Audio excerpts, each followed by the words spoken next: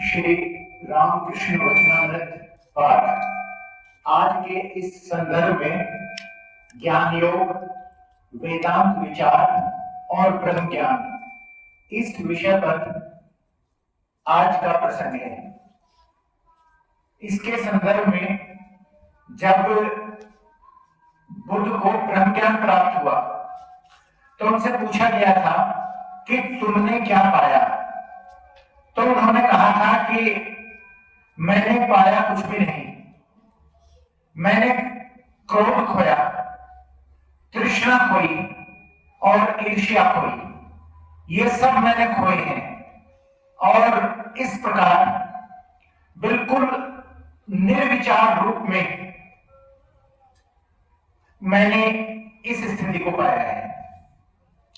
तो जब बुद्ध ने सब कुछ खो दिया, यानी तृष्णा, क्रोध, इस तरह के सभी जो स्थितियां थी वे उन्होंने समाप्त कर दी, लेकिन उसके बाद भी वे ब्रह्म ज्ञान को उपलब्ध नहीं हुए थे। तो सब कुछ होने के बाद भी उनके मन में कोई ना कोई विचार चलता ही था। और विचार क्या था? विचार ये था कि मुझे कुछ प्राप्त करना है, कुछ पाना है। सभी गुरुओं से उसने उस समय सभी जितने भी गुरु थे उन सब से उन्होंने सभी से सीखने की कोशिश की और सभी गुरुओं के पास गए कि मुझे ब्रह्म ज्ञान उपलब्ध होना चाहिए। भारतवर्ष के सभी गुरु उन्होंने थका डाले। किसी भी गुरु ने यह कहा कि मुझे ये चाहिए, ये करना है, वो करना है, तो सभी कुछ उन्होंने किया, लेकिन ब्रह्म ज्ञान उन्हें तब भी उपलब्ध नहीं हुआ। इसलिए उन्हें बड़ी निराशा हुई। कभी वे कुछ भी नहीं छोड़ते थे। किसी ने कहा कि ये करना है तो वे करते थे। कभी कुछ भी कभी नहीं छोड़ी उन्होंने, लेकिन फिर भी ब्रह्म ज्ञान से वे बहुत दूर थे। तो सब कुछ होने के बाद जब ये लगा कि अब कुछ भी नहीं होना है, तो अंत समय में जब बिल्कुल इस तरह की स्थिति आ गई कि उन्हें लगा कि अब कुछ भी नहीं हो सकता, तो उनके मन से सारे विचार गिर गए। एक विचार उनके मन में हमेशा रहता था कि मुझे ब्रह्म ज्ञान को प्राप्त करना है, और यही विचार उनके मार्ग की रुकावट बन गया। विचार ठीक था, अच्छा विचार था, लेकिन अंत में इस विचार को भी खो देना है, तब ब्रह्म ज्ञान उपलब्ध होता है। और यही विचार उनका रुकावट बना रहा कि मुझे ब्रह्म ज्ञान को उपलब्ध होना है। जब थक गए, चारों तरफ से थकान हुई, कहीं कुछ भी करने को न बचा, तो एक दिन शाम के समय सो गए, रात को सोए और मन में कोई भी विचार नहीं था। इससे पहले प्रतिदिन उनके मन में विचार उठते थे कि कल को वहां जाना है, ये करना है, और इस प्रकार ब्रह्म ज्ञान को उपलब्ध करने की दिशा में एक और कदम बढ़ाना है। लेकिन जब उस दिन बिल्कुल थक गए, सोचा कि इस जगत में कहीं भी कुछ भी नहीं है, सारे विचार मन से गिर गए, कोई भी विचार मन में न रहा, और कब उनको नींद आ गई पता ही नहीं चला। सुबह जब उठे तो कोई भी विचार उनके मन में नहीं था, विचार बिल्कुल समाप्त हो गए थे। और जब कोई भी विचार मन में नहीं रहा तो विचार वाला भी न रहा। और इस प्रकार सुबह के समय जब वे उठे तो तारा डूब रहा था और उन्हें ब्रह्म ज्ञान उपलब्ध हुआ। इस प्रकार उन्हें ब्रह्म ज्ञान उपलब्ध हुआ था। मन के सारे विचार उनके समाप्त हो गए और उस समय कुछ भी कहने को शेष नहीं रहता, कुछ भी नहीं रहा, और एक अपूर्व शांति उनको प्राप्त हुई। उसके बाद जब उन्हें ब्रह्म ज्ञान उपलब्ध हुआ तो वे बिल्कुल शांत हो गए, स्थिर हो गए और बैठे रहे। इस तरह बैठते बैठते फिर जो दिव्य आत्माएं होती हैं वे कोशिश करती हैं कि ऐसा आदमी ऐसे न बैठे, कुछ बोले, कुछ कहे, क्योंकि जो इस व्यक्ति ने पाया है वो उसकी जनता को बहुत ज्यादा जरूरत है, बहुत ज्यादा आवश्यकता है, इसलिए जरूरी है कि बोले। तो दिव्य आत्माओं ने उनसे प्रार्थना की कि जो आपने पाया है उसमें आप कुछ बोलें और जनता को बताएं, कहें कि क्या आपको मिला है और कितना मिला है, क्या मिला है, वो सब आप जनता को कहें। तो बहुत अनुनय विनय के बाद तब बुद्ध खड़े हुए और बुद्ध ने बोलना शुरू किया।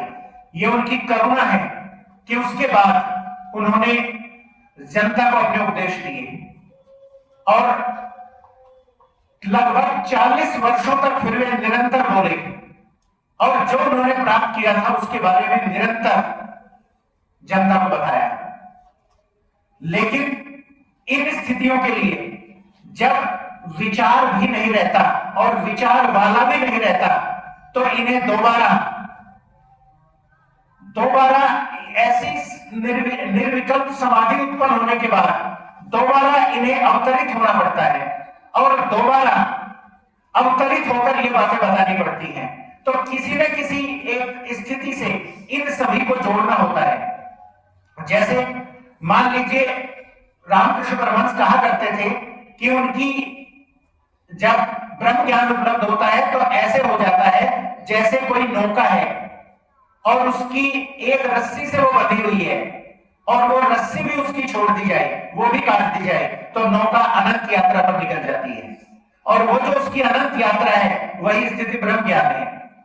तो इसलिए अगर जनता को उपदेश देना है तो उन्हें ये बताने के लिए किसी भी एक रस्सी से अपने को रोकना पड़ता है। जैसे रामकृष्ण परमहंस ने अपने को रोका और वे भोजन के प्रति बहुत ज्यादा उत्सुक हुआ करते थे और इसी के प्रति उन्होंने इसी के साथ अपने आप को संसार में रोका हुआ था।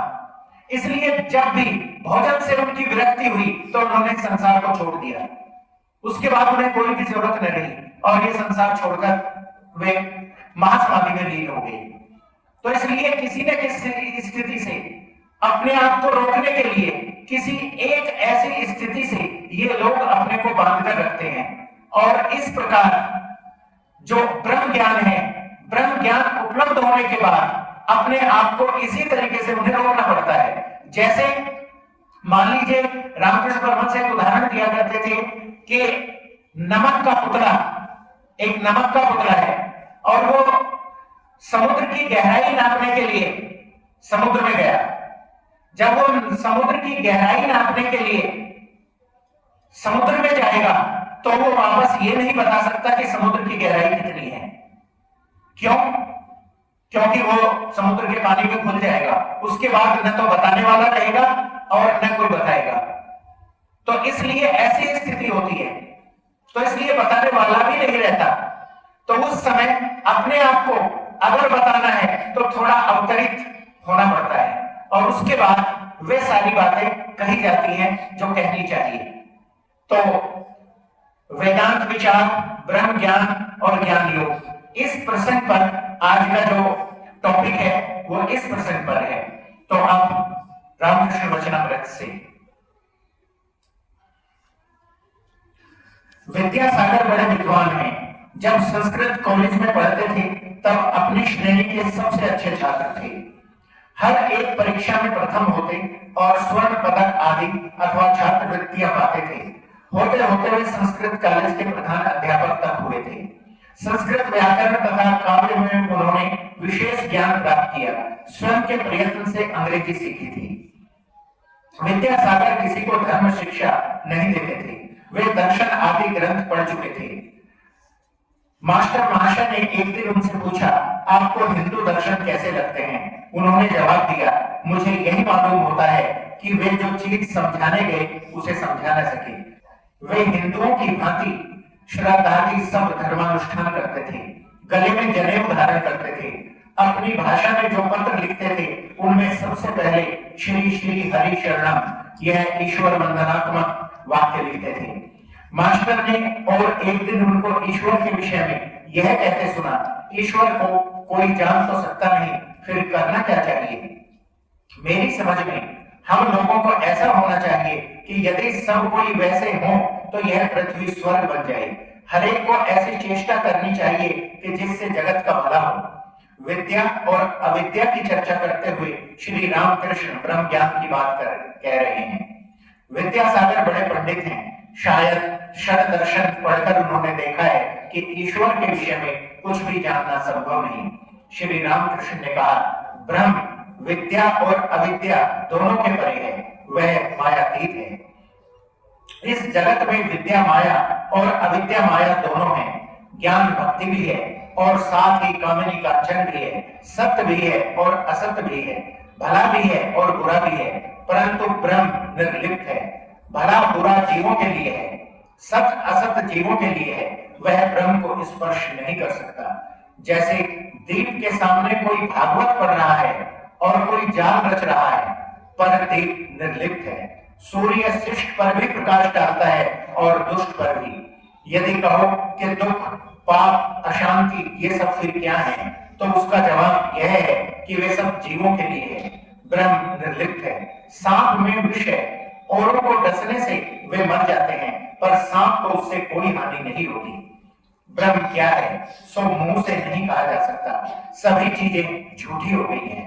वेद, पुराण, तंत्र, सदर्शन सब झूठे हो गए हैं। मुंह से पढ़े गए हैं, मुंह से उच्चारित हुए हैं, इसी से झूठे हो गए। पर केवल एक वस्तु झूठी नहीं हुई, वह वस्तु ब्रह्म है। ब्रह्म क्या है यह आज तक कोई मुंह से नहीं कह सका। विद्यासागर ने मित्रों से कहा, वाह, यह तो बड़ी सुंदर बात हुई। आज मैंने एक नई बात सीखी है। श्री रामकृष्ण देव ने कहा, एक पिता के दो लड़के थे। ब्रह्म विद्या सीखने के लिए पिता ने लड़कों को आचार्य को सौंपा। कुछ वर्ष बाद वे गुरुगृह से लौटे। आकर पिता को प्रणाम किया। पिता की इच्छा हुई कि देखें इन्हें कैसा ब्रह्म ज्ञान हुआ। बड़े बेटे से उन्होंने पूछा, बेटा तुमने तो सब कुछ पढ़ा है, अब बताओ ब्रह्म कैसा है। बड़ा लड़का वेदों से बहुत से श्लोकों की आवृत्ति करते हुए ब्रह्म का स्वरूप समझाने लगा। पिता चुप रहे। जब उन्होंने छोटे लड़के से पूछा तो वह सिर झुकाए चुप रहा, मुंह से बात न निकली। तब पिता ने प्रसन्न होकर छोटे लड़के से कहा, बेटा तुम्ही ने कुछ समझा है, ब्रह्म क्या है यह मुंह से नहीं कहा जा सकता। मनुष्य सोचता है कि हम ईश्वर को जान गए। एक चींटी चीनी के पहाड़ के पास गई थी। एक दाना खाकर उसका पेट भर गया। एक दूसरा दाना मुंह में लिए अपने डेरे को जाने लगी। जाते समय सोच रही है कि अब की बार आकर समूचे पहाड़ को ले जाऊंगी। अक्षुद्र जीव बस ऐसा ही सोचते हैं। वे नहीं जानते कि ब्रह्म वाक्य मन के अतीत है। कोई भी हो, वह कितना ही बड़ा क्यों न हो, ईश्वर को जान थोड़े ही सकता है। सुखदेव आदि मानो बड़े चीटे हैं। चीनी के 8-10 दाने मुंह में ले ले, बस और क्या। वेद पुराणों में जो ब्रह्म के विषय में कहा गया है वह किस ढंग का कथन है सो सुनो। एक आदमी के समुद्र देखकर लौटने पर यदि कोई उससे पूछे कि समुद्र कैसा देखा, तो वह जैसे मुंह बाए कहता है, क्या देखा, कैसी लहरें, कैसी आवाज। बस ब्रह्म का वर्णन भी वैसा ही है। वेदों में लिखा है वह आनंद स्वरूप है, सच्चिदानंद है। सुखदेव आदि ने यह ब्रह्म सागर किनारे पर खड़े होकर देखा और छुआ भी। किसी के मतानुसार वे इस सागर में उतरे नहीं। इस सागर में उतरने से फिर कोई रोक नहीं सकता। समाधिस्थ होने से ब्रह्म ज्ञान होता है, ब्रह्म दर्शन होता है। उस दशा में विचार बिल्कुल बंद हो जाते हैं, आदमी चुप हो जाता है। ब्रह्म कैसी वस्तु है यह मुंह से बताने की सामर्थ्य नहीं रह जाती। एक नमक का पुतला समुद्र नापने गया। पानी कितना गहरा है उसकी खबर देना चाहता था, पर खबर देना उसे नसीब न हुआ। वह पानी में उतरा कि गल गया। बस फिर खबर देने वाला कहां रह जाएगा। किसी ने प्रश्न किया, क्या समाधिस्थ पुरुष जिनको ब्रह्म ज्ञान हुआ है फिर वे बोलते नहीं। श्री रामकृष्ण ने कहा, लोक शिक्षा के लिए शंकराचार्य ने विद्या का अहम रखा था। ब्रह्म दर्शन होने से मनुष्य चुप हो जाता है। जब तक दर्शन न हो तभी तक विचार होता है। घी जब तक पक न जाए तभी तक आवाज करता है। पके घी से शब्द नहीं निकलता, पर पके घी में कच्ची पूरी छोड़ी जाती है तो फिर एक बार वैसा ही शब्द निकलता है। जब कच्ची पूरी को पका डाला तब वह फिर चुप हो जाता है। वैसे ही समाधिस्थ पुरुष लोक शिक्षण के लिए फिर नीचे उतरता है और फिर बोलता है। जब तक मधुमक्खी फूल पर नहीं बैठती तब तक भन बनाती रहती है। फूल पर बैठकर मधु पीना शुरू करने के बाद वह चुप हो जाती है। हाँ, मधुपान के उपरांत मस्त होकर फिर कभी कभी भन बनाती है। तालाब में घड़ा भरते समय भक भक आवाज होती है। घड़ा भर जाने के बाद फिर आवाज नहीं होती। हाँ, यदि एक घड़े से पानी दूसरे में डाला जाए तो फिर शब्द होता है। धन्यवाद।